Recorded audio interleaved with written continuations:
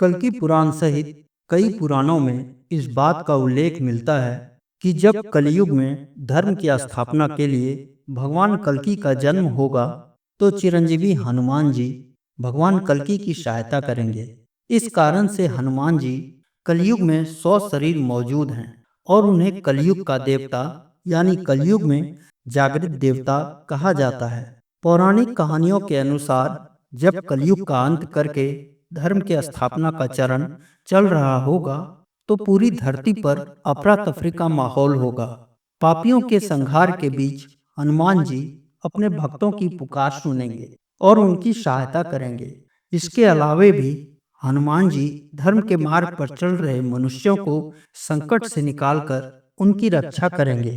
कलयुग में ऐसे कई प्रमाण मिलते हैं जिसमें तुलसीदास जी सहित कई ऐसे भक्तों को हनुमान जी के साक्षात दर्शन हुए हैं। हनुमान जी एक ऐसे देवता हैं जिनकी भक्ति इस कलयुग में तुरंत फलित होती है और जब हनुमान जी आपके प्रेम और भक्ति को स्वीकार कर लेते हैं तो कुछ विशेष संकेतों के माध्यम से अपनी कृपा का एहसास भी कराते हैं।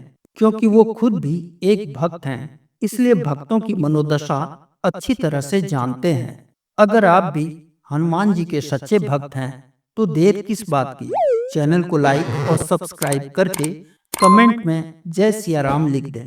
सबसे पहला संकेत यह है कि अच्छे कर्मों की ओर व्यक्ति का मन होने लगता है। व्यक्ति में सात्विक गुणों का विकास होने लगता है। चेहरे पर सौम्यता का भाव बढ़ता है। तामसिक प्रवृत्ति कम होने लगती है। आलस से दूर होता है। कार्य क्षमता बढ़ने लगती है। दूसरा संकेत दैवी शक्ति के आशीर्वाद प्राप्त होते हैं।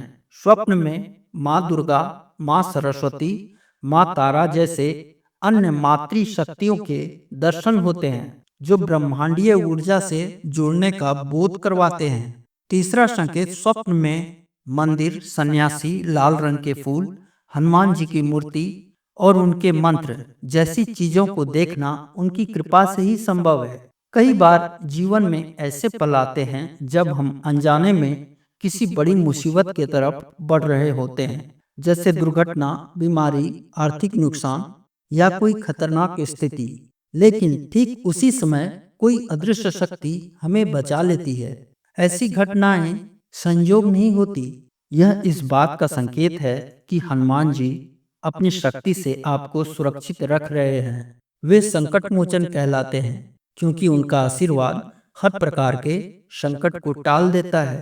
जब हनुमान जी की कृपा होती है तो कोई बुरी नजर, ईर्ष्या, टोटका आपके ऊपर असर नहीं करता। जिन लोगों का इरादा आपके खिलाफ होता है उनकी योजनाएं खुद ही नाकाम हो जाती है। आप भीतर से सुरक्षित महसूस करते हैं और किसी भी नकारात्मक ऊर्जा का बोझ आपके जीवन में टिक नहीं पाता। यही हनुमान जी की रक्षा कवच की पहचान है। जब हनुमान जी की कृपा होती है तो डर और असुरक्षा धीरे धीरे खत्म होने लगते हैं। छोटी बड़ी चिंताएं आपको कमजोर नहीं कर पाती। मुश्किल हालात में भी भीतर से एक अलग ही साहस और आत्मविश्वास महसूस होता है, मानो कोई अदृश्य शक्ति आपको संभाल रही हो। यही निडरता हनुमान जी की उपस्थिति का सबसे बड़ा संकेत है। जब अचानक आपके मन में हनुमान जी के भजन सुनने, हनुमान चालीसा पढ़ने या मंदिर जाकर उनका दर्शन करने की तीव्र इच्छा जागने लगे तो यह साधारण बात नहीं है।